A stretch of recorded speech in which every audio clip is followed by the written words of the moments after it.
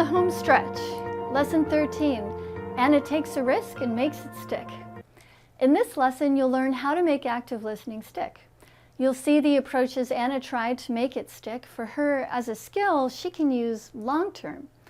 By the end of this lesson, you'll have gained a practical approach to making it stick, and you'll have a start on your own personal Make It Stick plan. That'll help you get the benefits long-term. As you go through this lesson, feel free to be filling out your own Make It Stick plan. You can find it in the materials section for this lesson. So by now, Anna's realized that active listening does a better job at getting her what she wants than verbal railroading. She sees that it's moving her from the heat of the battle, fighting to get heard, to feeling at ease and confidence around both hearing and getting heard. She also sees that it's actually changed her agile style, how she does agile. Active listening feels like something bigger than just a skill. It's about exploring a whole new landscape, cultivating curiosity as an attitude that guides her active listening and doing agile. She's also realized that active listening helps her relationships because it's about offering respect and getting it in return. That's the real work and reward of active listening, and the reason it's a core skill for agile practitioners. And that's what makes it stick. The reward you get when you do it. Human connection and collaboration.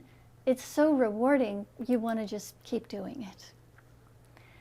So in her very last meeting with Kathy, Anna told her about the positive results active listening has made for her.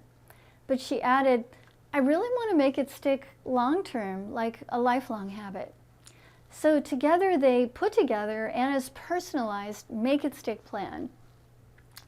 Anna decided it would be helpful to share her goals with other people and regularly ask for their feedback and their feed forward.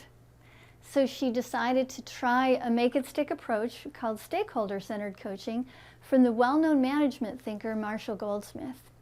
Check out the materials section for this course if you'd like to see a summary of the steps. So far, so good. There's only one problem. Anna's plan is only on paper, or rather, stickies. So she decides to take a risk. 2 weeks before the next 360 Agile Retro survey is sent, Anna decided to share her goal of active listening with 5 different colleagues she hopes will become her stakeholders. One is even Michael, her biggest critic. She set up a 15-minute video chat with each of them, and her first one was Michael. She said, Hi, Michael. So in my Agile Retro feedback, people said that I could actually be a better listener. So I've made active listening my Agile growth goal for the next 6 months. I was wondering if I could ask you occasionally for your feedback and your feed forward or suggestions on how I'm doing.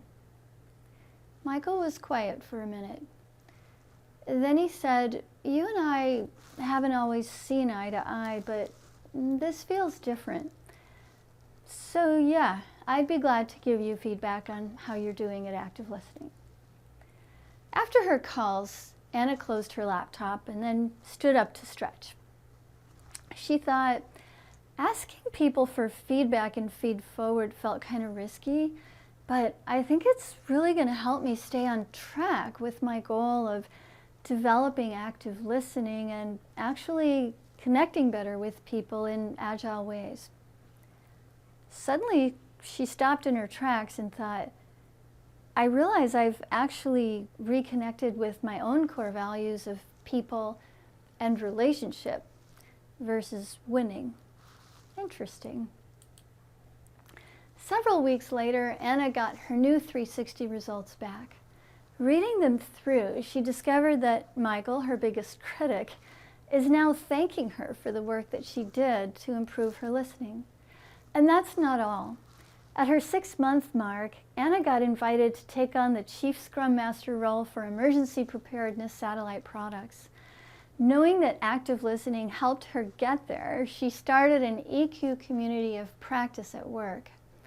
On the home front, her husband Paul is feeling so much better that he's actually opened his own gym, his passion. And together, they're now earning enough money to make a down payment on the little house in the kid-friendly neighborhood for Caitlin. The pandemic is being managed so well that Caitlin's soccer team started up their games again. Wow. This weekend during halftime at Caitlin's soccer team, Anna overheard Caitlin bragging to her teammates, "My mom really gets me." She thought, what a great surprise to realize that once I give the gift of listening, I actually get a lot back. My relationships are getting better, both at home and at work. And weirdly, winning is less important to me now. Instead, I care more about empathically hearing folks. I'm seeing my effectiveness in Agile go through the roof. She sent a final note to Kathy. "Thanks for your help, Coach. You really made a difference for me." In this lesson, you learned how to make active listening stick. Better than most sticky notes, which sometimes fall off the wall. And you found out how Anna's story ended, as well as the ways she discovered to make active listening stick for herself. Check out the Make It Stick plan in the materials section for this lesson. Take no more than 10 minutes to just create an initial sketch of your own Make It Stick plan. Invest in yourself.